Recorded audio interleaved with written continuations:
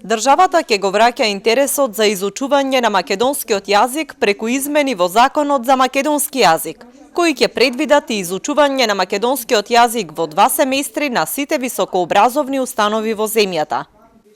Ова посебно го нагласувам, ако се имаат предвид очекувањата за исчекор во евроатлантските перспективи и за потребата од службената употреба на македонскиот јазик во европските институции. Деновиве треба да почне јавната расправа за предлог законот за употребата на македонскиот јазик, што предвидува, меѓу другото, вработување лектори со завршен македонски јазик во сите државни и јавни институции во државата, во сите субјекти во државниот и приватниот сектор во земјата, но и по активна афирмација на македонскиот јазик во странство. Тоа е планирано преку обновување на некогашни лекторати, но и на отварање нови лекторати по македонски јазик на странските универзитети,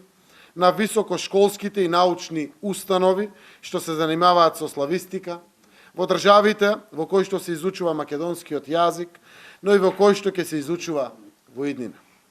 Стратегиите за заживување на старите и отворање нови лекторати се насочени пред се кон соседните земји – Србија, Бугарија, Албанија, Грција, Косово, но и пошироко, како Словенија, Хрватска, Романија, Унгарија, Турција, Италија, Босна и Херцеговина и Црна Гора.